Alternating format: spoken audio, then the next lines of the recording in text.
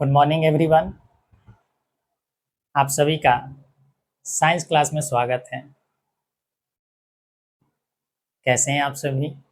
अच्छे हैं, मस्त हैं, तंदुरुस्त हैं।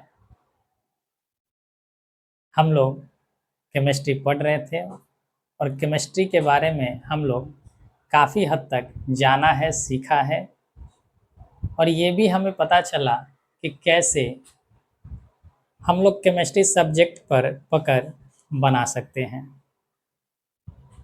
अगर आप पहली बार क्लास में आए हैं तो आपका बहुत बहुत स्वागत है। बच्चा, हम लोग केमिस्ट्री का सीरीज स्टार्ट किए हुए हैं और सीरीज हम लोग 1 बाय 1 करके पढ़ते हुए चले जा रहे हैं। केमिस्ट्री के काफ़ी लेक्चर को हमने पढ़ाया आपको और आपने उस लेक्चर को अटेंड किया होगा और काफ़ी हद तक आपने कुछ सीखा होगा। तो अगर आप पहले के लेक्चर नहीं पढ़े हैं तो पहले आप पिछले लेक्चर को अटेंड करें और उसके बाद ही नए लेक्चर को अटेंड करने का प्रयास करें, क्योंकि केमिस्ट्री को पकड़ तभी हो सकता है जब आप सीक्वेंस में पढ़े हो। ऐसा नहीं हो सकता कि आप बीच क्लास ज्वाइन कर रहे हैं और बीच में पढ़ रहे हैं और बीच से ही आपको समझ में आना शुरू हो जाए। ऐसा नहीं है, तो फिर आपका कंसेप्ट जो होगा वो क्लियर नहीं रहेगा। थोड़े से क्वेश्चन बदले जाएंगे, आपका आंसर बदल जाएगा। ठीक है, तो इस वजह से पहले पीछे का लेक्चर अटेंड करें, उसके बाद ही ये प्रेजेंट वाले लेक्चर को अटेंड करने का प्रयास करें। पुराने बच्चों के लिए आपको पता है, हमें उम्मीद है कि आप सारा लेक्चर अटेंड किए होंगे और अटेंड करके ही आज के लेक्चर में बैठे होंगे। तो चलिए बिना देर किए हुए हम लोग अपने टॉपिक पर आते हैं और टॉपिक का एंजॉय करते हैं। हम लोग केमिस्ट्री में आयन पढ़ रहे थे। हम लोगों ने जाना कि परमाणु क्या होता है, परमाणु आयन क्या होता है, किसी भी परमाणु के कोर इलेक्ट्रॉन क्या होते हैं, उसके वैलेंस इलेक्ट्रॉन क्या होते हैं और उसके वैलेंसी क्या होते हैं, ये सारे चीज़ों को हमने सीखा है। हमें नहीं लगता कि अब आपको कोर इलेक्ट्रॉन में कोई समस्या होगा या वैलेंस इलेक्ट्रॉन या वैलेंसी निकालने में कोई भी समस्या अब रही होगी, क्योंकि हमने बेहतर ढंग से समझाने का प्रयास किया है। अगर आप कंसंट्रेट होकर पढ़ रहे होंगे तो आपको अवश्य ही आप कोई भी दिक्कत इसमें नहीं होना चाहिए। फिर भी चलिए अपनी संतुष्टि के लिए हम आपसे एक प्रश्न पूछ लेते हैं। चलिए तो हम लोग स्टार्ट करते हैं अपने टॉपिक को। हमारा प्रश्न है आपसे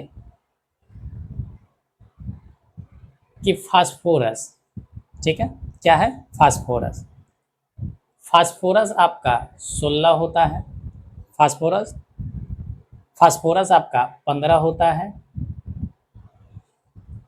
तो फास्फोरस के हमें बता दीजिए कि कोर इलेक्ट्रॉन कितने होंगे, वैलेंस इलेक्ट्रॉन कितने होंगे और वैलेंसी बच्चा कितना होगा। ये तीन चीज़ें आपसे पूछी जा रही है। ठीक है, आप पटाख से जवाब देने का प्रयास करेंगे कि फास्फोरस का core electron, valence electron, valency कितने होंगे। आप बताने का प्रयास कीजिए। चलिए उम्मीद करते हैं कि अब आप बना लिए होंगे। चलिए हम देखते हैं। तो सबसे पहले इसको बनाने के लिए हमें आना होगा कॉन्फ़िगरेशन। तो कॉन्फ़िगरेशन आपने बेहतर ढंग से सीखा है। सबसे पहले इसके कॉन्फ़िगरेशन करते हैं। पहले कोष में 2 इलेक्ट्रॉन भरे जाएंगे, दूसरे कोष में 8 इलेक्ट्रॉन भरे जाएंगे और तीसरे कोष की अगर हम बात करें तो 5 इलेक्ट्रॉन भरे जाएंगे। यानी अगर आपसे एक सिंपल सा प्रश्न हम पूछ लें कि फास्फोरस में कितने ऑर्बिट हैं, तो 3 ऑर्बिट हैं, यानी कि ये तीसरे आवर्त का क्या है, ये एलिमेंट है। ठीक है, अगर हम कोर इलेक्ट्रॉन की बात करें तो कोर इलेक्ट्रॉन कहते किसको है कि बाहरी कोष के इलेक्ट्रॉन को छोड़कर अंदर के जितने सारे इलेक्ट्रॉन हैं उन सभी को हम लोग कोर इलेक्ट्रॉन कहते हैं। तो बाहरी कोष में इलेक्ट्रॉनों की संख्या कितनी है? 5 है। तो अंदर के इलेक्ट्रॉनों की सभी संख्या है वो 8 + 2 कितने होंगे? 10 होंगे। यानी फास्फोरस का जो कोर इलेक्ट्रॉनों की संख्या होगी वो कितनी होगी? 10 होगी। अगर हम वैलेंस इलेक्ट्रॉन की बात करें तो वैलेंस इलेक्ट्रॉन कितने होंगे? वैलेंस इलेक्ट्रॉन की अगर हम बात करें तो वैलेंस इलेक्ट्रॉन कितने होंगे? तो आप कहोगे कि जो बाह्यतम कोष में होता है उसी को हम लोग क्या बोलते हैं? वैलेंस इलेक्ट्रॉन, यानी संयोजी इलेक्ट्रॉन कहते हैं। तो बाह्य कोष में कितने हैं? 5 हैं, तो 5 हो गया। ठीक है। अगर हम वैलेंसी की बात करें तो वैलेंसी कितने होंगे? तो अब हमें पता करना होगा कि ये एक इलेक्ट्रॉन को ग्रहण करेगा या इलेक्ट्रॉन का त्याग करेगा। इलेक्ट्रॉन के त्याग कब होंगे बच्चा? जब अंतिम कोष में 1 इलेक्ट्रॉन होगा या 2 या तो 3 इलेक्ट्रॉन होंगे। यहाँ जो है अंतिम कोष जो है, अंतिम कोष में 5 इलेक्ट्रॉन मौजूद हैं। इसका मतलब है कि ये इलेक्ट्रॉन का त्याग नहीं करेगा, ये इलेक्ट्रॉन क्या करेगा? ग्रहण करेगा। अगर इलेक्ट्रॉन ग्रहण करेगा तो वैलेंसी हमने क्या बताया था कि 8 माइनस क्या करना है बच्चा? लास्ट कोष के जो इलेक्ट्रॉन है उसको घटा देने हैं। तो यहाँ वैलेंसी कितने हो जाएंगे? 3 हो जाएंगे। तो ये हमारे क्या है? आंसर है। आप मिला लीजिए कि आपका उत्तर सही है या गलत है। ठीक है। इसी तरीका से अगर हम सल्फर की बात करें, सल्फर छोड़ अगर हम बात कर लेते हैं फ्लोरीन की, किसकी बात कर लेते हैं? फ्लोरीन की। तो फ्लोरीन या कार्बन की अगर बात कर लेते हैं तो कार्बन कितना होता है? 6 होता है। कार्बन कितने होते हैं बच्चे? 6 होते हैं। तो कार्बन की अगर हम बात करें तो देखो, कार्बन जो है अगर इसका कॉन्फ़िगरेशन करें तो 2 और 4 होगा। क्या होगा? 2 और 4 होंगे। कोर इलेक्ट्रॉन 2 हो जाएगा क्योंकि बाह्य कोष में 4 है और अंदर के कोष में कितने इलेक्ट्रॉन है? 2 इलेक्ट्रॉन है। तो हम कह सकते हैं कि इसके कोर इलेक्ट्रॉन की संख्या कितनी है? 2 है। वैलेंस इलेक्ट्रॉन की बात करें तो बाहरी कोष में जो है 4 इलेक्ट्रॉन मौजूद है। बाहरी कोष में 4 इलेक्ट्रॉन मौजूद है, इसका मतलब वैलेंस इलेक्ट्रॉनों की संख्या कितनी है? 4 है। बात क्लियर है? अगर वैलेंसी की हम बात करें तो बच्चा वैलेंसी भी उतना ही होगा। वैलेंसी कितने होंगे? उतना ही होंगे। यानी वैलेंसी भी 4 होगा क्योंकि 8 में से 4 घटाओगे तो 4 ही बचेगा। तो वैलेंसी भी कितने होंगे? 4 होंगे। कोई दिक्कत इसमें नहीं है। तो ये हमारा क्या है? कार्बन के लिए हो गया। इसी तरीका से बच्चा अगर हम बात करें नियोन के बारे में, ठीक है, किसके बारे में बात करें? नियोन के बारे में अगर हम बात करें तो नियोन का क्या होगा? देखो, नियोन जो होता है वो आपका 10 होता है। नियोन का कितना होता है? 10 होता है। अगर नियोन के पास 10 इलेक्ट्रॉन मौजूद हैं तो इसके कॉन्फ़िगरेशन करेंगे तो पहले कोष में 2 इलेक्ट्रॉन भरे जाएंगे और सेकंड कोष में 8 इलेक्ट्रॉन भरे जाएंगे। सेकंड कोष में कितने इलेक्ट्रॉन भरे जाएंगे? 8 इलेक्ट्रॉन भरे जाएंगे। तो अब मामला यहीं पर फंसेगा आपका कि कोर इलेक्ट्रॉन कितने होंगे, संयोजी इलेक्ट्रॉन कितने होंगे और संयोजकता कितना होगा। तो देखिए, कोर इलेक्ट्रॉन कहते किसको है? जो बाह्य कोष के अंदर का हो। बाह्य कोष के अंदर जितने ऑर्बिट है उसमें मौजूद जो संख्या होती है इलेक्ट्रॉनों का वो क्या कहलाता है? Core electron. अब यहाँ पर देखो, हम अगर ये नाभिक बना लेते हैं और इस नाभिक का 2 है कोष।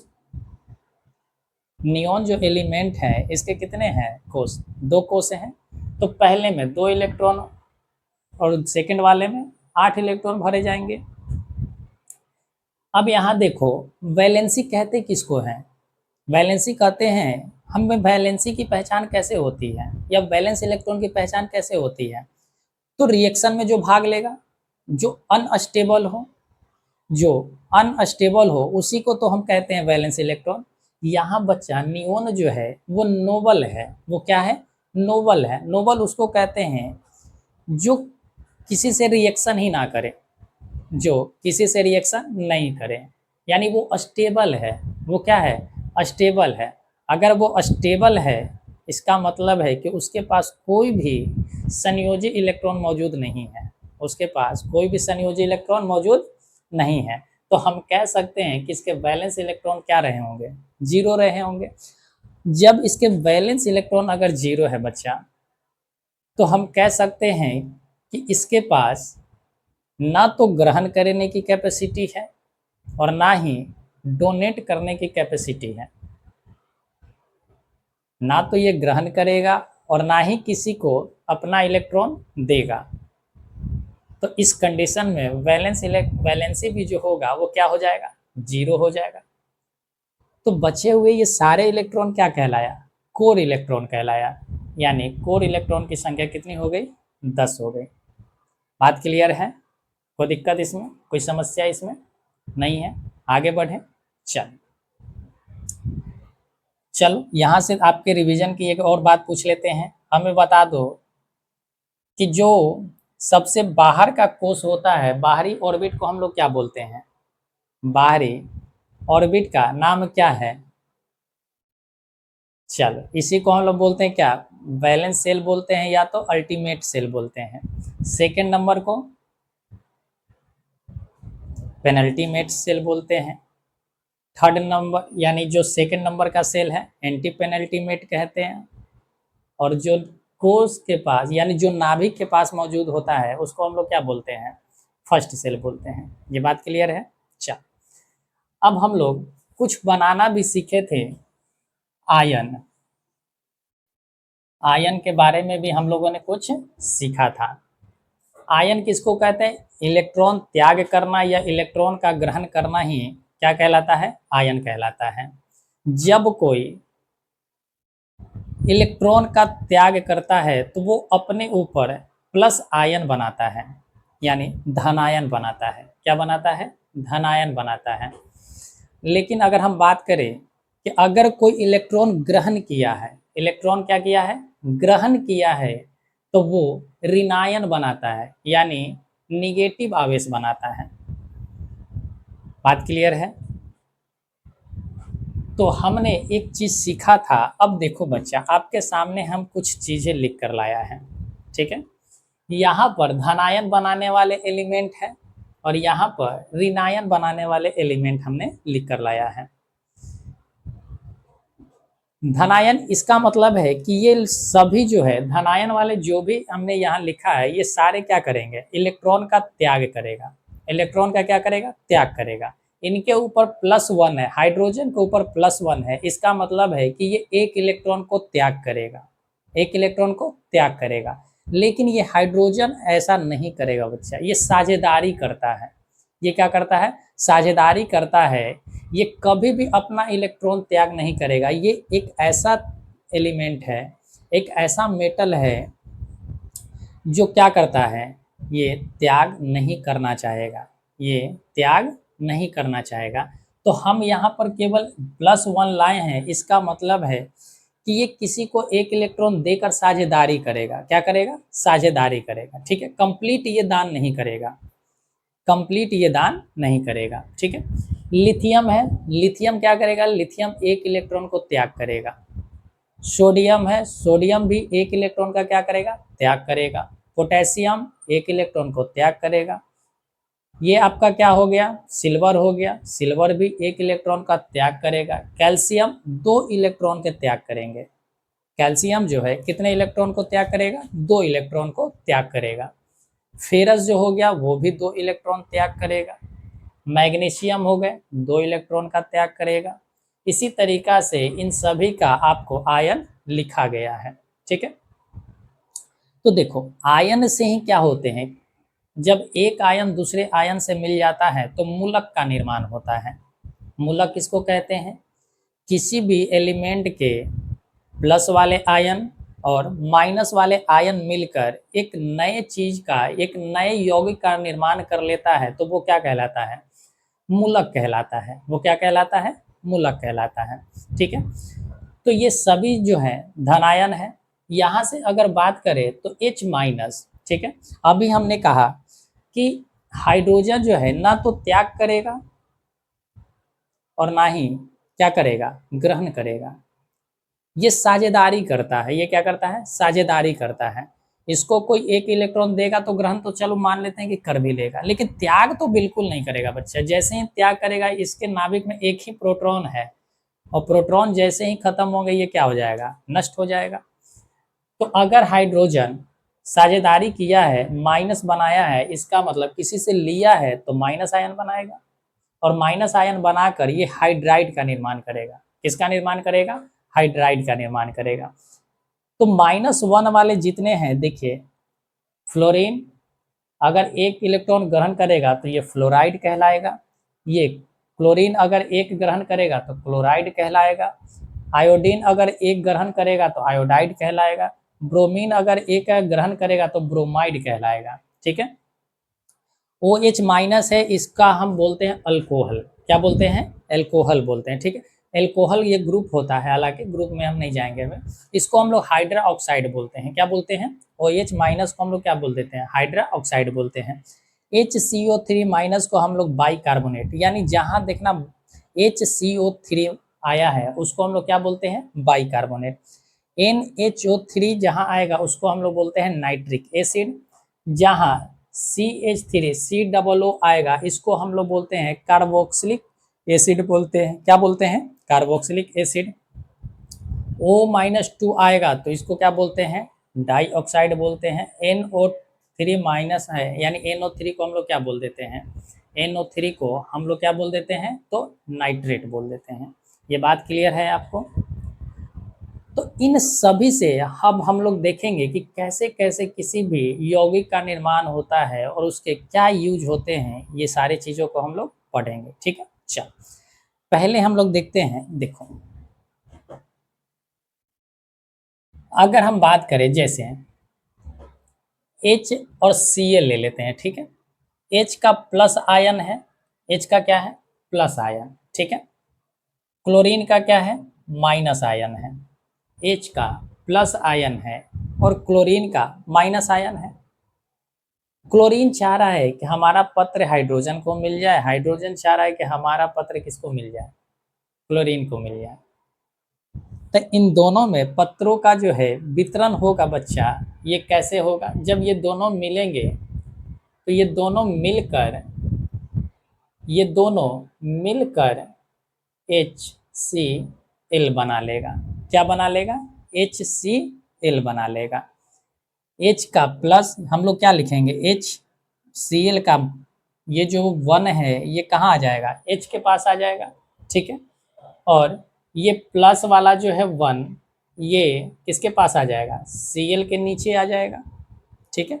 इन दोनों को खत अपना अपना मिल गया और यही जब दोनों मिले तो ये क्या बना, HCl बना। बात क्लियर है। तो इस तरीका से हम नहीं लिखते हैं, हम लोग कैसे लिखते हैं, हम लोग इस तरीका से लिखते हैं HCl। ठीक है। HCl को नाम पड़ा हाइड्रोक्लोरिक अम्ल। इसका नाम क्या है, हाइड्रोक्लोरिक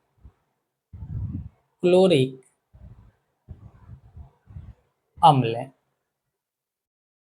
हाइड्रोक्लोरिक अम्ल ये एक तरह का एसिड है जो हमारे पेट में पाया जाता है। क्या होता है, पेट में आता है।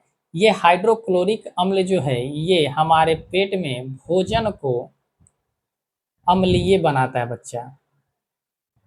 क्या बनाता है, अम्लीय बनाता है।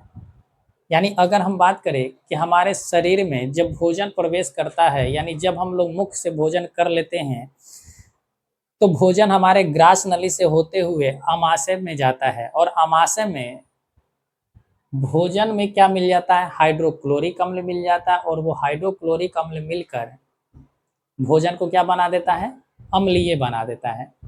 ये अम्लीय जो है ये हमारे शरीर में प्रवेश करता जो है, यानी भोजन के साथ कीटाणु जो जीवाणु ये सब जो प्रवेश करते हैं तो ये जीवाणुओं इसको क्या करता है, जीवाणुओं को नष्ट करने में मदद करता है।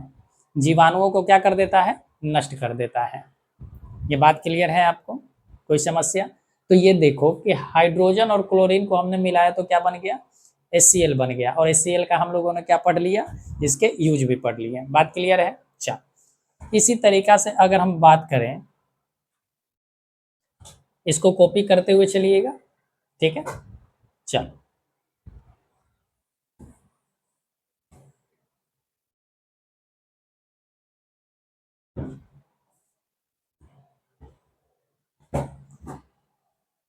अगर हम बात करें, जैसे एक सिंपल सी अगर हम बात आपको समझाने का प्रयास करें, जैसे अगर हम मान लेते हैं कि अगर हम लिथियम को अगर फ्लोरीन के साथ अगर करते तो lithium fluoride, lithium chloride, lithium iodide, lithium bromide बनेगा।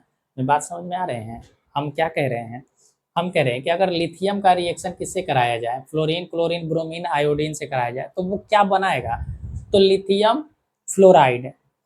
लिथियम का अगर क्लोरीन से कराए तो लिथियम क्लोराइड, अगर लिथियम का आयोडाइड से कराया जाए, आयोडीन से, तो लिथियम आयोडाइड, लिथियम का अगर ब्रोमीन से कराया जाए तो लिथियम ब्रोमाइड बनेगा।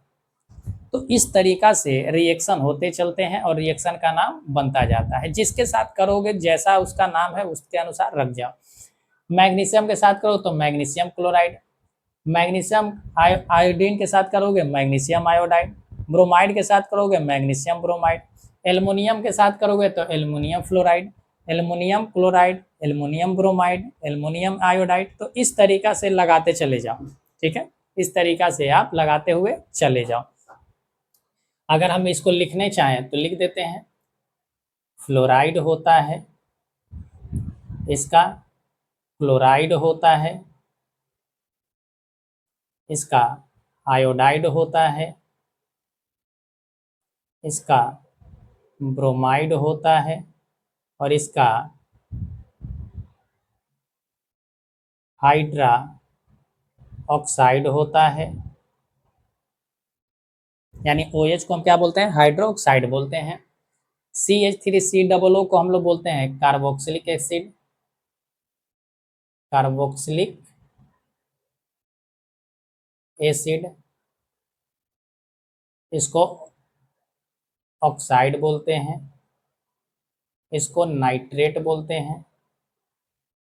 तो इस तरीका से इसका क्या पड़ गया है, नाम पड़ गया, ठीक है। ये जब तक आपको याद नहीं होंगे, ये याद आपको करना पड़ेगा बच्चा। इसमें आपकी हम कोई भी मदद नहीं कर सकते। हम तो बनाना केवल सिखला सकते हैं आपको, आपको हम बनाना सिखला सकते हैं, लेकिन इसके नाम जो है आपको याद करना पड़ेगा। इसमें कोई भी ट्रिक टेक्निक आपका काम करने वाला नहीं है। बात क्लियर है? चल, अब हम बात करते हैं, मैग्नीशियम ले लेते हैं। किसको ले लेते हैं, मैग्नीशियम को। मैग्नीशियम +2 है। इधर से हम ले लेते हैं OH को। क्या ले लेते हैं, OH को। तो OH हमने लिखा -1। इन दोनों को जब हम मिलाएंगे, इन दोनों को आपस में जब रिएक्शन कराएंगे तो ये क्या कहेगा, ये जो आपका है OH ग्रुप वाला, यानी OH जो है जिसको हम लोग हाइड्रा ऑक्साइड बोले, ये मैग्नीशियम से कहेगा कि भाई हमें एक इलेक्ट्रॉन तुम दे दे, हमें एक इलेक्ट्रॉन दे दो तो हम स्टेबल हो जाएंगे। लेकिन मैग्नीशियम कहेगा कि भाई देखो, अगर हम अपना एक इलेक्ट्रॉन तुम्हें दे देंगे तो तुम तो स्टेबल हो जाओगे, लेकिन हमारा क्या होगा, हम तो अभी भी भटकता हुआ राही रहेंगे, हम अभी भी भटकता हुआ राही रहेंगे। तो मेरा क्या होगा, मेरा तो मंजिल नहीं मिलेगा।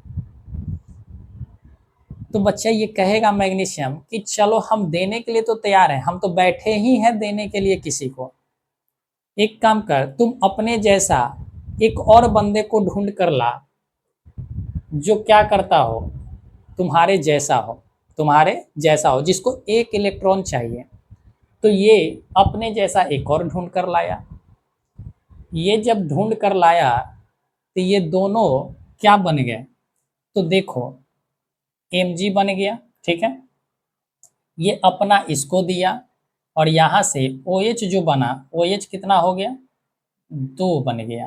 क्योंकि OH को कितने लोग हैं, OH वाले कितने लोग आए, 2 लोग। एक ये आया एक ये आया, तो 2 लोग बना। तो ये तो बेसिक चीज़ है, ये क्या है, बेसिक चीज़ है। यहाँ देखो,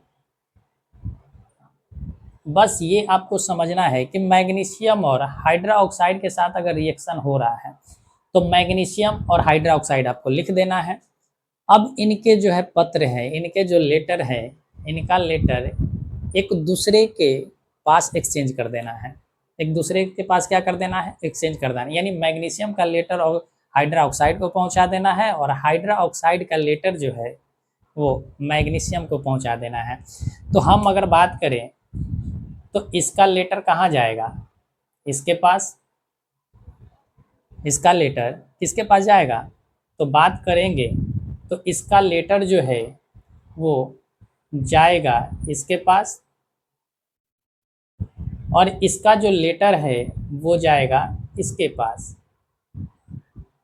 ठीक है, तो इस तरीका से हमारा क्या बना, तो Mg1 है, इसको हम क्या लिख सकते हैं, Mg और OH का होल ट्वाइस, इसको क्या बोलते हैं बच्चा, OH का होल ट्वाइस, यानी मैग्नीशियम हाइड्रा ऑक्साइड। इसका नाम क्या पड़ा, magnesium, magnesium hydra oxide. Magnesium इसको बोले, इसको क्या बोलते हैं, हाइड्रा ऑक्साइड। तो ये क्या बना, magnesium hydra oxide, magnesium hydra oxide कहा गया। और इसी को बच्चा हम लोग बोलते हैं मिल्क ऑफ मैग्नीशिया, इसी को हम लोग क्या बोलते हैं, मिल्क ऑफ मैग्नीशिया। यानी इसका एक और नाम होता है milk of, milk of magnesia, milk of magnesia, क्या बोलते हैं, मिल्क ऑफ मैग्नीशिया। यानी मैग्नीशियम का दूध इसको कहा जाता है, मैग्नीशियम का दूध। यानी जब मैग्नीशियम को हम लोग घोलते हैं किसमें, एक पानी के घोल, पानी में घोलते हैं, तो ये दूध जैसा कलर हो जाता है, इसका कलर कैसा हो जाता है, दूध की तरह हो जाता है। इसलिए इसको हम लोग बोलते हैं मिल्क ऑफ मैग्नीशिया बोलते हैं, यानी मैग्नीशियम का दूध बोलते हैं। ठीक है, अब इसका यूज होता कहाँ है बच्चा, तो इसका यूज हम लोग करते हैं एंटा एसिड के रूप में, एंटा एसिड के रूप में हम लोग करते हैं। अभी हमारे शरीर में बना था क्या, अम्ल बना था HCl, हमारे शरीर में क्या बना था, HCl।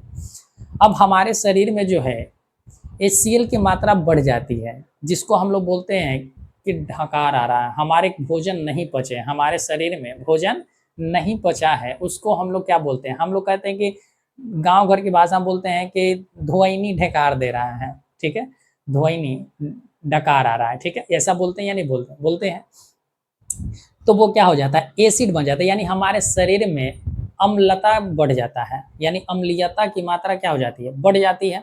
तो उस अम्लीयता को दूर करने के लिए हम लोग इनो पीते हैं बच्चा, क्या पीते हैं, इनो पीते हैं। और वो इनो में क्या होता है, MgOH का होल ट्वाइस, यानी मिल्क ऑफ मैग्नीशिया मिला होता है।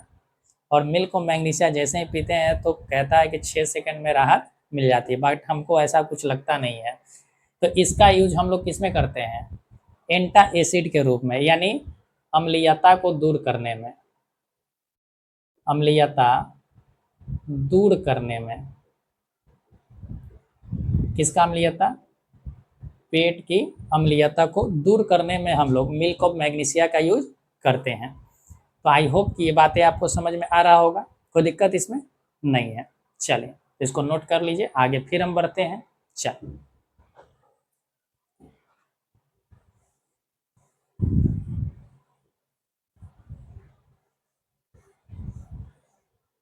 चलिए देखो, अब हम ले लेते हैं जैसे सिल्वर ले लेते हैं बच्चा, क्या लेते हैं, सिल्वर। सिल्वर क्या है, +1 है। इधर से ले लेते हैं -1 को, किसको ले लेते हैं, -1 को, यानी आयोडाइड को हमने लिया -1। अब इन दोनों को रिएक्शन कराना है, इन दोनों को क्या कराना है, रिएक्शन कराना है। तो हमारा क्या बना, हमारा जब ये बनेगा तो देखो, इन दोनों को जब हम मिलाएंगे तो ये रिएक्शन बनेगा क्या, Ag और I। अब इसका 1 भी है और इसका भी 1 है, तो 1 1 दोनों को लिखना कोई मतलब नहीं बनता है, ठीक है। तो यहाँ से बना सिल्वर आयोडाइड, इसको हम क्या बोलेंगे, सिल्वर आयोडाइड, सिल्वर आयोडाइड, क्या बोलेंगे, सिल्वर आयोडाइड। और बच्चा ये सिल्वर आयोडाइड जो होता है ना, इसका हम लोग यूज करते हैं किसमें, तो कृत्रिम वर्षा कराने के लिए। जो कृत्रिम वर्षा होता है उसको कराने के लिए हम लोग सिल्वर आयोडाइड का यूज करते हैं।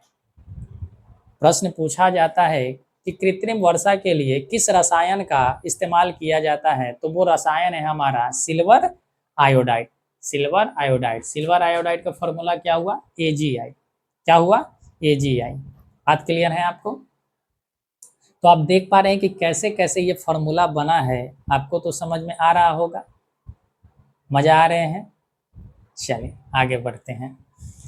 तो देखिए ये हमारा क्या बना, सिल्वर आयोडाइड बना। बच्चा ऐसे ही अगर हम बात करें कि एक होता है आपका, जैसे Ag को, किसको, Ag को अगर हम नाइट्रेट के साथ मिलाते हैं, किसके साथ, नाइट्रेट के साथ, तो Ag+1 है और नाइट्रेट जो है NO3-1 है। इसके आयन आपको याद करने पड़ेंगे क्योंकि सारा खेल आयन का है। आयन देखो कि आयन इसका क्या है, एक्सचेंज हो रहा है, इसका आयन उसके पास, उसका आयन इसके पास आ रहा है, तो आयन आपको याद होने चाहिए, ठीक है। चल, तो सिल्वर और नाइट्रेट को जब मिलाया जाएगा तो यहाँ से बनेगा क्या बच्चा, देखो AgNO3 बनेंगे, AgNO3 बनेगा। AgNO3 बनने पर ये क्या होंगे बच्चा, AgNO3 जो होगा ये क्या होगा, इसका नाम पड़ेगा सिल्वर, सिल्वर नाइट्रेट। क्या नाम पड़ा, सिल्वर नाइट्रेट। बात क्लियर है। अब इसका इस्तेमाल कहाँ होता है, ये भी प्रश्न पूछे जाते हैं। अगर सिल्वर नाइट्रेट की अगर हम बात करें तो बच्चा इसका इस्तेमाल होता है जब आप वोट देने जाते हो ना, जब इलेक्शन होते हैं तो इलेक्शन के समय पर आपके उंगली पर, नाखून पर आपको एक कलर लगाया जाता है। एक क्या लगा दिया जाता है, कलर लगा दिया जाता है। और वो देखना कि कलर जो होता है लगभग 20 सेकंड, 20-22 सेकंड में वो क्या हो जाते हैं, आपके नाखून पर लग जाता है और जल्दी वो छूटता भी नहीं है। किसी का महीना दिन रह जाता है, किसी का 10 दिन 15 दिन, समय के अनुसार उनका छूटता रहता है, ठीक है। तो ये सिल्वर जो नाइट्रेट है इसका इस्तेमाल हम लोग करते हैं इलेक्शन का इंक बनाने में। क्या बनाने में, इलेक्शन वाली जो इंक होती है उसको बनाने में हम लोग इसका इस्तेमाल करते हैं। तो हम लिख दें यहाँ पर कि इसका जो इस्तेमाल होता है वो किस में होता है, वोट वाला इंक बनाने में, वोट वाला इंक बनाने में, ठीक है। वोटिंग इंक जो होता है उसको बनाने के लिए हम लोग किसका इस्तेमाल करते हैं, AgNO3 का, यानी सिल्वर नाइट्रेट का यूज करते हैं। बात क्लियर होगा। तो देखो एक है सिल्वर आयोडाइड, एक है सिल्वर नाइट्रेट, कोई दिक्कत इसमें नहीं। इसी तरीका से एक है आपका सिल्वर की अगर हम बात करें, देखो इसको हम रफ करें। अच्छा,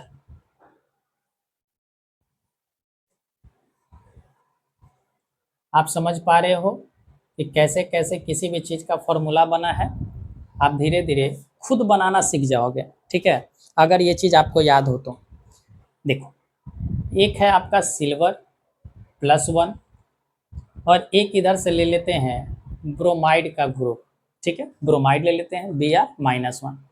जब इन दोनों को हम मिलाएंगे तो ये दोनों से क्या बनेगा, AgBr बनेगा, AgBr बनेगा। तो इसका नाम पड़ा क्या, silver bromide, silver bromide, silver bromide. और बच्चा इस सिल्वर ब्रोमाइड का जो हम लोग इस्तेमाल करते हैं वो हम लोग फोटोग्राफी में इस्तेमाल करते हैं। किस में इस्तेमाल करते हैं, इसका जो इस्तेमाल होता है वो फोटोग्राफी में किया जाता है। किसमें किया जाता है? फोटोग्राफी में इसका इस्तेमाल किया जाता है। कौन सा फोटोग्राफी? जो पहले आते थे जिसको बड़ा सा होता था, खैर हमने भी कभी नहीं देखा, आपने भी शायद नहीं देखा होगा। तो उसमें क्या होते थे कि जब फोकस मारा जाता था तो पूरे आँख क्या हो जाते, धुंधले पड़ जाते थे, आँख पूरा एकदम क्या हो जाता था, चमक से आँख बंद हो जाते थे। उसमें इसका इस्तेमाल किया, जो पुराने समय में कैमरा का यूज होता था उसमें, ठीक है। तो ये यहाँ से याद रखना, हमने सिल्वर के 3 चीज़ें पढ़ा है। एक है सिल्वर आयोडाइड, एक है सिल्वर नाइट्रेट और एक है सिल्वर ब्रोमाइड। सिल्वर आयोडाइड का इस्तेमाल हम लोग करते हैं कृत्रिम वर्षा कराने के लिए। कृत्रिम वर्षा क्या होता है कि ऊपर में ले जाकर आसमान में उसको छोड़ दिया जाता है। सिल्वर आयोडाइड का क्या होता है, नेचर होता है कि वो बादल को, पानी को एक साथ खींचता है, पानी को सोखने लगता है, वो आपस में खींचने लगता है, तो वर्षा हो जाता है। सिल्वर नाइट्रेट का हम लोग यूज करते हैं इंक बनाने में, यानी जो वोटिंग इंक होता है उसको बनाने में हम लोग इस्तेमाल करते हैं। और सिल्वर ब्रोमाइड का हम लोग यूज करते हैं फोटोग्राफिक बनाने में। कोई दिक्कत इसमें नहीं है। आगे बढ़ें, चल आगे बढ़ते हैं।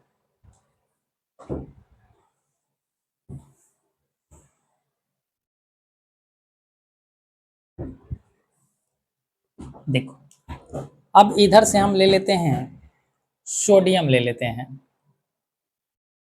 तो सोडियम +1 हो गया, सोडियम +1 हो गया।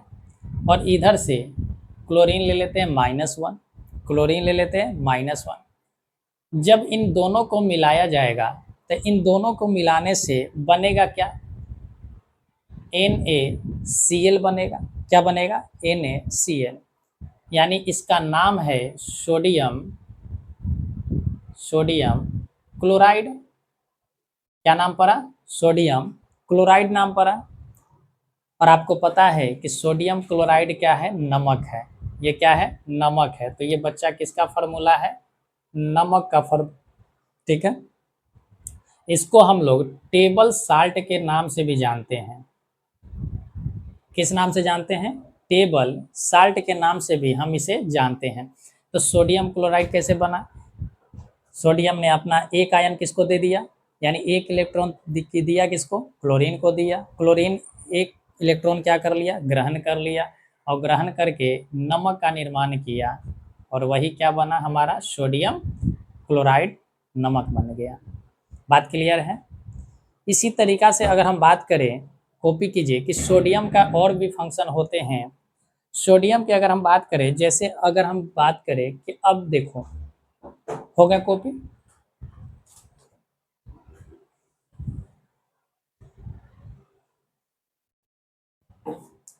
अगर हम हाइड्रा ऑक्साइड को ले लेते हैं, किसको ले लेते हैं? हाइड्रा ऑक्साइड को ले लेते हैं। जब हमने हाइड्रा ऑक्साइड को लिया तो बना क्या? सोडियम हाइड्रा ऑक्साइड बना। इसको नाम क्या पड़ा? Sodium hydra oxide, hydra oxide. इसका नाम क्या पड़ा? सोडियम हाइड्रा ऑक्साइड नाम पड़ा। अब ये सोडियम हाइड्रा ऑक्साइड, इसका रासायनिक नाम है। इसके और किस नाम से जाने जाते हैं? तो इसको हम लोग कास्टिक सोडा के नाम से भी जानते हैं। कास्टिक सोडा के नाम से इस NaOH को हम लोग जानते हैं। बच्चा, इसका इस्तेमाल कहाँ होता है? बार बार प्रश्न पूछे जाते हैं कि सर्फ या साबुन बनाने में हम लोग किसका इस्तेमाल करते हैं? तो सोडियम हाइड्रा ऑक्साइड का इस्तेमाल हम लोग साबुन या सर्फ बनाने में, साबुन या सर्फ बनाने में। कौन से साबुन? नहाने वाली साबुन की बात हम नहीं कर रहे हैं, जो क्षार बनाता है। क्या बनाता है? क्षार, यानी जो कपड़े धोने वाले होते हैं, ठीक है। तो इसको क्या बोलते हैं? साबुन और सर्फ बनाने में इसका क्या होता है? इस्तेमाल होता है। इस वजह से इसको हम लोग क्या बोलते हैं? कास्टिक सोडा बोलते हैं। कोई दिक्कत इसमें नहीं होना चाहिए, कोई दिक्कत इसमें नहीं है। हालांकि इससे एक और प्रश्न पूछ लिया जाता है, कभी कभी ये भी आ जाता है कि इसका कागज उद्योग में भी इसका इस्तेमाल होता है। किसमें होता है, कागज उद्योग में भी इसका इस्तेमाल हो जाते हैं। ठीक है, कोई दिक्कत इसमें नहीं है। तो देखा कि कैसे हमने सोडियम को हाइड्रा ऑक्साइड से मिलाया और हमारा क्या बन गया। तो ये केमिकल बन बन कर ही हमारे घरेलू जो जीवन होता है, हमारे लाइफ जो होते हैं दैनिक जीवन का, उसमें हम लोग इस सारी चीज़ों का इस्तेमाल करते हैं, बट हम लोग को पता नहीं होता कि बनता कैसे, लेकिन अब आपको पता चल रहे होंगे। ठीक है, चल आगे बढ़ें। चल अब इसी तरीका से हम बात करें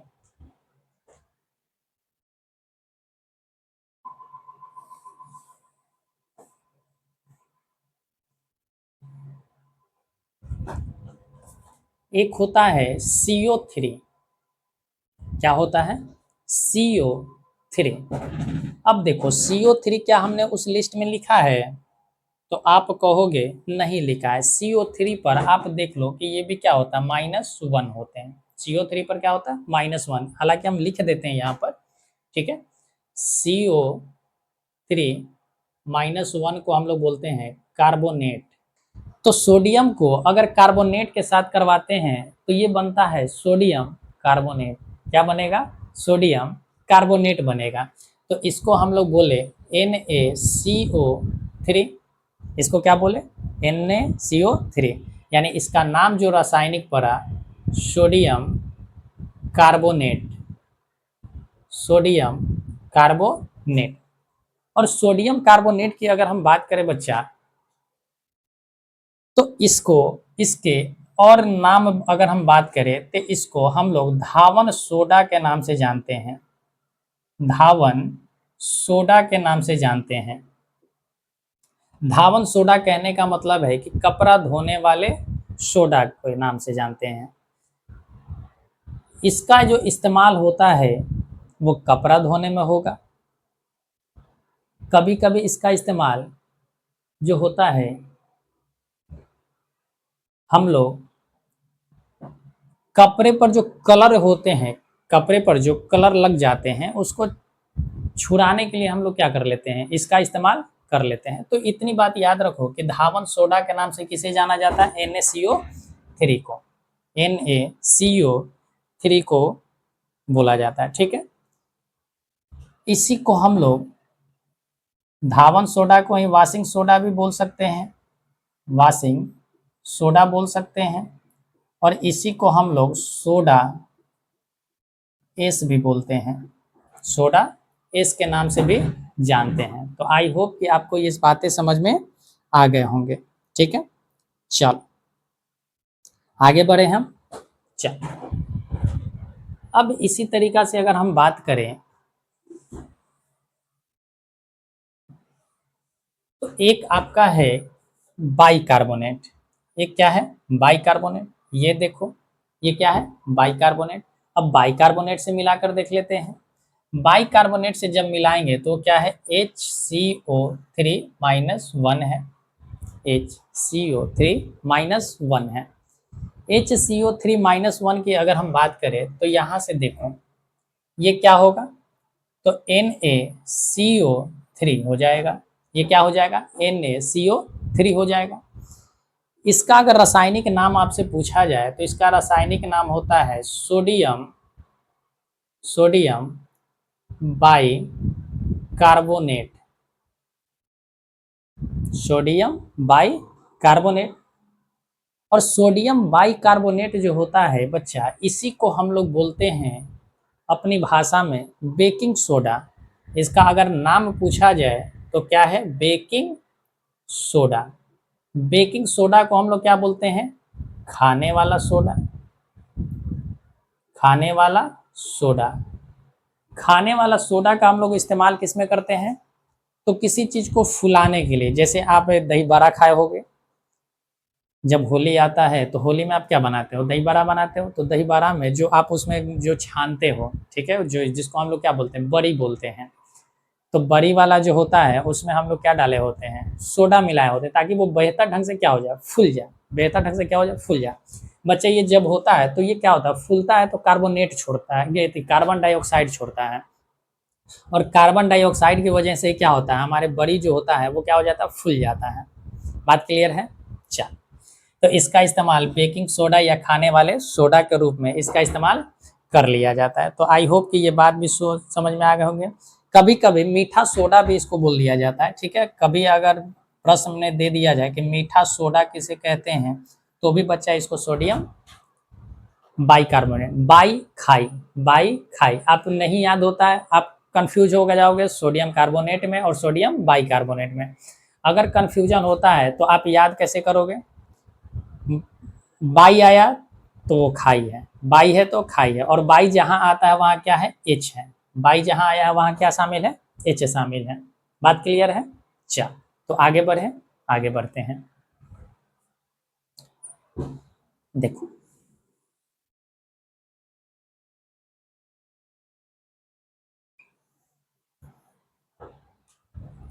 देखो इसको अगर हम नाइट्रेट से करवाएं, किसके साथ करवाएं, अगर नाइट्रेट के साथ करवाएं, ठीक है।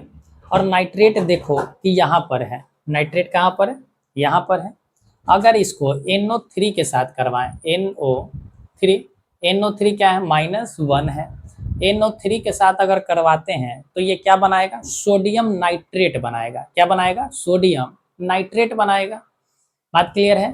अगर ये सोडियम नाइट्रेट बनाएगा तो फॉर्मूला क्या बन गया बच्चा, NaNO3, ये क्या हो गया, सोडियम नाइट्रेट हो गया। ये क्या हो गया, सोडियम नाइट्रेट हो गया। इसी को हम लोग बोलते हैं चिली साल्ट पीटर। इसी को हम लोग किस नाम से जानते हैं, चिली साल्ट पीटर। यानी इसका जो नाम है, हालांकि इसको लिख देते हैं पहले रासायनिक नाम, सोडियम सोडियम नाइट्रेट। इसका नाम क्या पड़ा, रासायनिक नाम क्या है, सोडियम नाइट्रेट। और इसी का एक और अन्य नाम जो है हम लोग बोलते हैं क्या, तो Chile saltpetre, Chile saltpetre. और चिली साल्ट पीटर के नाम से किसे जाना गया, सोडियम नाइट्रेट को जाना गया। कोई दिक्कत है बच्चा, नहीं है। चल आगे बढ़े। चल अगर हम सोडियम को अगर सल्फाइड के साथ करवाते हैं, किसके साथ करवाते हैं, सल्फाइड। सल्फाइड क्या होता है, SO3-1, SO3-1, ये क्या है हमारा, सल्फाइड है। तो देखो अगर हम इसको लिख दें सल्फाइड, इसका नाम क्या पड़ा, वहां देखो वहां क्या है, सल्फाइड है, ठीक है। अगर हम इसको सल्फाइड से अगर करवाएं तो SO3 होगा, SO3-1, और जैसे ही ये मिलेगा तो क्या बनेगा, सोडियम सल्फाइड। क्या बनेगा बच्चा, सोडियम सल्फाइड बनेगा, सोडियम सल्फाइड, सोडियम सल्फाइड बनेगा। और ये सोडियम सल्फाइड जो है इसका इस्तेमाल हम लोग करते कहाँ हैं, तो इसका जो इस्तेमाल होता है बच्चा, हम लोग खाद्य परिरक्षक के रूप में करते हैं। यानी खाद्य को, यानी जो हम कह सकते हैं कि जो भोजन होता है उसको सुरक्षित रखने के लिए हम लोग इसका इस्तेमाल कर लेते हैं। यानी कि भोजन को सुरक्षित रखने में, भोजन सुरक्षित रखने में इसका भी हम लोग इस्तेमाल कर लेते हैं। एक होता है सोडियम बेंजोएट होता है, और ये हमारा क्या है, सोडियम सल्फाइड है, ठीक है। ये बात क्लियर हुए।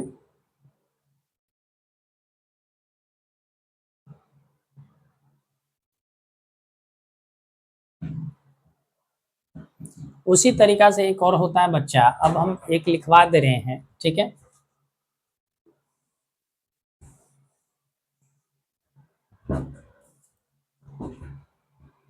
Na2B4O7, इसका फॉर्मूला याद रखना, Na2B4O7। इसको हम लोग बोलते हैं सोडियम मेटाबोरेट। इसको क्या नाम है, सोडियम मेटाबोरेट है। Sodium sodium metaborate, sodium metaborate का अगर आपसे पूछे कि इसका इस्तेमाल कहाँ पर होता है, सबसे पहले आपको याद होना चाहिए कि सोडियम मेटाबोरेट का फॉर्मूला क्या है। तो फॉर्मूला होता है Na2B4O7, sodium metaborate. Sodium metaborate का जो हम लोग इस्तेमाल करते हैं वो चमड़े के शुद्धिकरण में करते हैं। चमड़े का जो सामान बनता है, चमड़े के बेल्ट बनते हैं, पर्स बनते हैं, ये सारी जो सामग्री बनती है, थैला वगैरह जो बनते हैं चमड़े से, तो चमड़े के शुद्धिकरण के लिए, क्या करने के लिए, शुद्धिकरण के लिए। शुद्धिकरण कहने का मतलब है कि उसको प्यूरिफिकेशन के लिए, ठीक है, यानी चमड़े के शुद्धिकरण के लिए इसका क्या होता है, इस्तेमाल किया जाता है। चमड़े के शुद्धिकरण के लिए इसका क्या किया जाता है बच्चा, इस्तेमाल किया जाता है। और अगर हम बात करें तो इसका जो और यूज होता है, इसका जो मोम होता है, मोमबत्ती, मोमबत्ती उद्योग में भी इसका इस्तेमाल होता है। और अगर हम बात करें तो कांच उद्योग जो होता है, कांच उद्योग में भी इसका इस्तेमाल किया जाता है। तो सोडियम मेटाबोरेट का आप 3 चीज़ें याद रखेंगे कि इसका इस्तेमाल कहाँ होता है, चमड़े के शुद्धिकरण में, मोमबत्ती उद्योग में, और साथ ही साथ आपका कांच के उद्योग में होता है। तो ये बात क्लियर है आपको, कोई दिक्कत इसमें नहीं है। बच्चा थोड़ा सा और है, चलो थोड़ा सा और पढ़ लेते हैं। तो ये सारे किसके थे, सोडियम से संबंधित था, ठीक है। अब इसी तरीका से अगर हम बात करें, अगर कैल्शियम को ले लें, किसको ले लें, कैल्शियम आपको कहीं दिख रहा है, दिख रहा है, देखो यहाँ पर है। अगर हम यहाँ से कैल्शियम को उठा लें तो कैल्शियम +2 है, ठीक है। और यहाँ से क्या है, यहाँ से अगर O को उठा लेते हैं, किसको उठा लेते हैं, O को, ठीक है, तो +O कर लेते हैं, तो O के ऊपर क्या है, -2 है। O के ऊपर क्या है, -2 है। जब इन दोनों को मिलाएंगे तो बनेगा क्या, कैल्शियम ऑक्साइड बनेगा। क्या बनेगा, कैल्शियम ऑक्साइड। क्या बनेगा, कैल्शियम ऑक्साइड बनेगा। इसका नाम क्या पड़ा, कैल्शियम, कैल्शियम ऑक्साइड। बच्चा इसी कैल्शियम ऑक्साइड को हम लोग बोलते हैं बिना बुझा हुआ चूना। क्या बोलते हैं, बिना बुझा हुआ चूना। तो इसको हम लोग बोल दिए बिना बुझा हुआ चूना। क्वेश्चन बार बार पूछा जाता है कि बिना बुझा हुआ चूना का रासायनिक नाम क्या है, तो आपका कैल्शियम ऑक्साइड है। क्या है, कैल्शियम ऑक्साइड है। ये बात क्लियर है, कोई दिक्कत इसमें नहीं है। आगे बढ़े, चल देखो, अब यही कैल्शियम जो है +2, ये रिएक्शन करता है किसके साथ, अगर इसका रिएक्शन हम OH- के साथ करा दें, OH- के साथ करा दे, तो देखो अब यहाँ समझना बच्चा, यहाँ समझना ध्यान से, ठीक है। देखो यहाँ कैल्शियम पर +2 है, इसके पास 2 लेटर मौजूद हैं। इसके पास कितने लेटर हैं, 2। ये 2 लेटर किसको देगा, ये 2 लेटर किसको देगा, हाइड्रोक्साइड को देगा। ये अपना 2 लेटर किसको देगा, हाइड्रोक्साइड।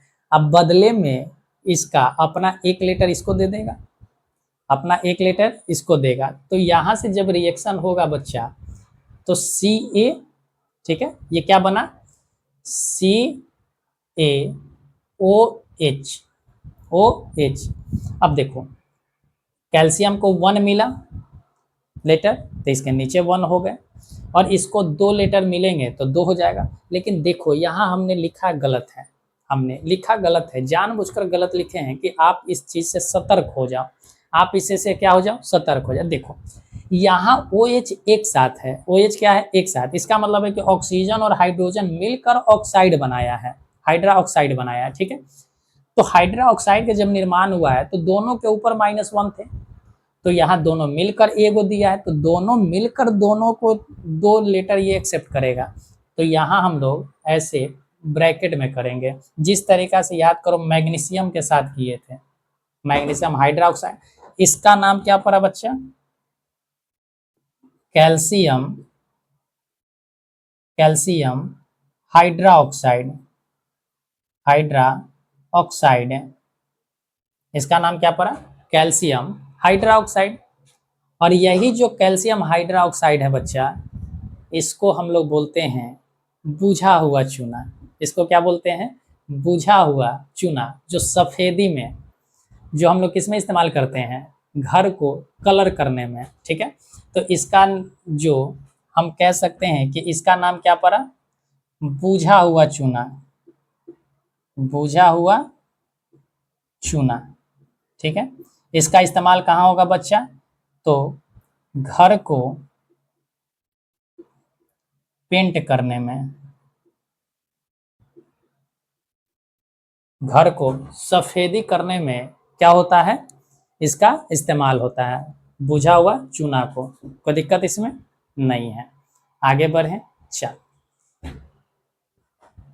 आपको समझ में आ रहे हैं ये सारे चीज? ये सारे जो फॉर्मूला है आपको याद करना पड़ेगा, इसमें कोई भी आपका लापरवाही नहीं बरतना होगा, क्योंकि ये सारे चीज जो है एग्जाम में आपके पूछे जाते हैं। 2 नंबर यहाँ से आपका पक्का है, 2 नंबर यहाँ से आपके क्या रहते हैं? पक्के रहते हैं, ठीक है। चल, अब फिर हम मिलाते हैं। फिर कैल्शियम को लेते हैं, कैल्शियम पर क्या है? +2 है। इधर से हम ले लेते हैं बच्चा कार्बोनेट को। किसको ले लेते हैं? कार्बोनेट को। तो CO3 और उसके ऊपर क्या है? -1 है। इसके ऊपर क्या है? -1 है, ठीक है। तो देखो, जब ये दोनों मिलेगा, जब ये दोनों मिलेगा तो ये क्या बनाएगा? तो ये कैल्शियम कार्बोनेट बनाएगा। क्या बनाएगा? CaCO3 और इसके क्या हो जाएंगे? हॉल ट्वाइस हो जाएगा, हॉल ट्वाइस हो जाएगा। तो ये क्या बना? कैल्शियम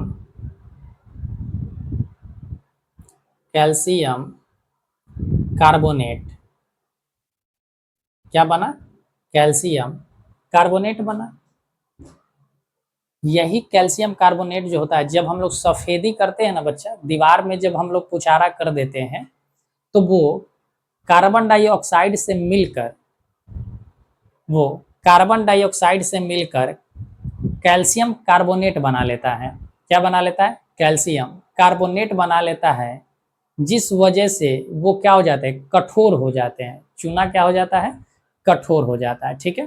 तो यहाँ से आप याद रखना कि कैल्शियम कार्बोनेट का ये क्या है? आपका फॉर्मूला है। तो दिक्कत इसमें नहीं है। आगे बढ़े हम।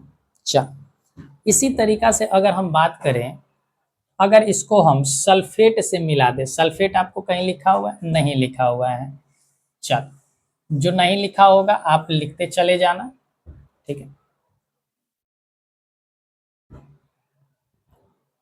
सल्फेट जो होता बच्चा SO4-2 होता है, SO4-2 होता है, ठीक है। यहां से अगर हम बात करें, कैल्शियम सल्फेट जब ये बनेगा, इसको हम लोग क्या बोलते हैं? सल्फेट बोलते हैं। इसको हम लोग सल्फेट बोलते हैं। क्या बोलते हैं? सल्फेट बोलते हैं। तो जब ये मिलेगा तो कैल्शियम सल्फेट बनाएगा। क्या बनाएगा? कैल्शियम सल्फेट बनाएगा, ठीक है। और इसी में जब हम लोग 10 पानी के मॉलिक्यूल्स मिला देते हैं, पानी के 10 मॉलिक्यूल्स मिला देते हैं, तो ये फार्मूला हमारा बन जाता है जिप्सम का। इसका बन जाता है जिप्सम का। सॉरी बच्चा, 2 मॉलिक्यूल। कितने मॉलिक्यूल? 2 मॉलिक्यूल, 10 मॉलिक्यूल नहीं, 2 मॉलिक्यूल, ठीक है। तो ये क्या हो जाता है? कैल्शियम सल्फेट जो है वो किस में बदल गया? जिप्सम में। किस में बदल गया? जिप्सम में। और इसी का अगर हम बात करें, अगर कैल्शियम सल्फेट में, कैल्शियम सल्फेट में अगर आप आधे पानी मिलाते हो, क्या मिलाते हो? आधे अगर पानी के मॉलिक्यूल्स मिलाते हैं, तो इसका नाम पड़ जाता है plaster of Paris. Plaster of Paris, इसी को हम लोग शॉर्ट में बोलते हैं POP, plaster of Paris. Plaster of Paris का इस्तेमाल कहाँ करता है? जब हमारी हड्डियाँ वगैरह टूट जाती है, ठीक है, तो हड्डियाँ वगैरह टूट जाते हैं तो उसमें हम लोग क्या करते हैं, उसको ऐसे लटका लेते हैं, तो इसको क्या कर देता है, POP, जिप्सम लगा के POP बना देता है, और क्या हो जाते हैं, हमारे प्लास्टर हो जाते हैं। बात क्लियर है? तो इसका इस्तेमाल हम लोग कहाँ करते हैं? जब हड्डियाँ टूट जाते हैं, हड्डियों में जब टूट फूट हो जाती है तो क्या करते हैं, प्लास्टर ऑफ पेरिस का हम लोग इस्तेमाल करते हैं, ताकि वो क्या हो जाए, अपने जगह पर एडजस्ट कर जाए, हिलडुल ना हो। अक्सर आपने देखा होगा, कोई दिक्कत है इसमें? नहीं है। अच्छा, तो ये हमारा क्या था, कैल्शियम से संबंधित कुछ इंपॉर्टेंट बात थे।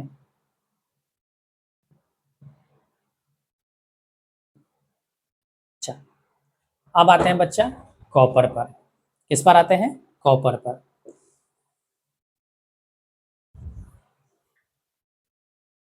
अब लगभग आपको ये सारे चीज समाप्त होने वाले हैं। देखो, दो तीन चीज और पढ़ लो।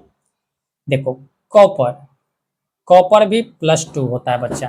कॉपर पर भी कितने होते हैं? +2 होता है, ठीक है। जब इसको हम लोग सल्फेट से मिलाते हैं, SO4 - 2 से जब हम लोग क्या करते हैं, रिएक्शन कराते हैं, तो ये बनाता है कॉपर सल्फेट। क्या बनाएगा? CuSO4 बनाता है, यानी कॉपर सल्फेट बनाता है। इसका नाम क्या है? Copper sulphate. Copper sulphate. इसी कॉपर सल्फेट को हम लोग नीला थोथा के भी नाम से जानते हैं। किस नाम से जानते हैं? नीला थोथा। तो बार बार प्रश्न पूछा जाता है कि नीला थोथा किसे कहा जाता है? कॉपर सल्फेट को कहा जाता है। नीला थोथा किसे कहा जाता है बच्चा? कॉपर सल्फेट को कहे जाते हैं। कोई दिक्कत है? या आपसे कहे कि तुतिया, नीला थोथा कहो या क्या कह दो, तुतिया कह दो, ये किसका नाम है? कॉपर सल्फेट का। इसी तरीका से एक होता है फेरस सल्फेट। क्या होता है बच्चा? फेरस सल्फेट होता है। और फेरस सल्फेट की अगर हम बात करें तो उसको हरा कशिश बोलते हैं। यानी Fe+2 को जब SO4 - 2 के साथ मिलाओगे तो ये बन जाता क्या है? फेरस सल्फेट बन जाता है। क्या बन जाता है? Ferrous sulphate. इसका नाम क्या है? Ferrous sulphate. क्या बन जाता है? इसका फेरस सल्फेट नाम हो जाता है। और फेरस सल्फेट का ही नाम है हरा कशिश। हरा कशिश या हरा थोथा के नाम से जानते हैं। बात क्लियर है? ये आपका क्या हुआ? एक हुआ कॉपर सल्फेट, एक है फेरस सल्फेट। कॉपर सल्फेट को नीला थोथा और फेरस सल्फेट को हरा थोथा या हरा कशिश के नाम से जानते हैं। और इसी तरीका से एक बच्चा होता है जिंक सल्फेट, ठीक है। इसी तरीका से एक और क्या होता है? Zinc sulphate. देखो, मिटाएं इसको।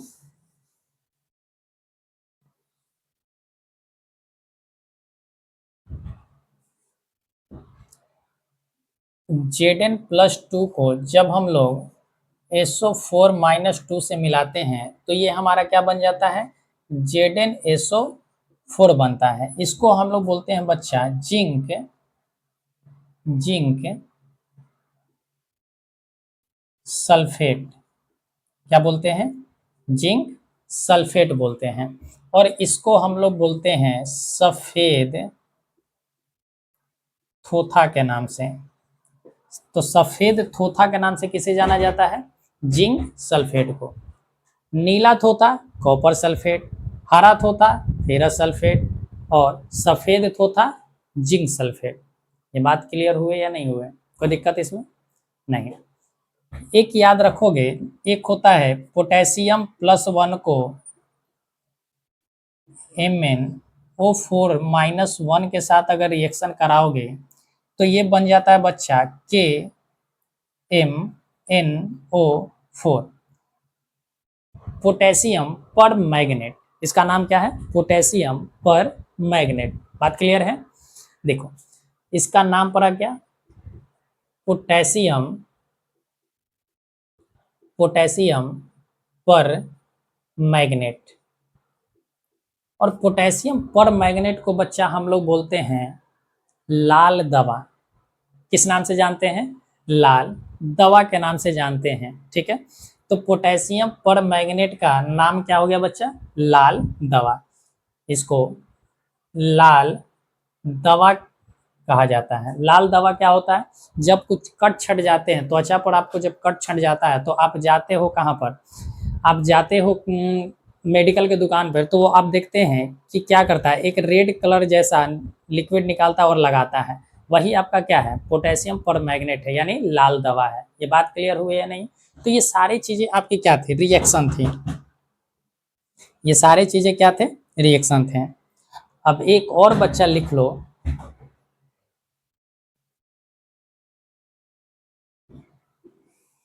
लास्ट है आपका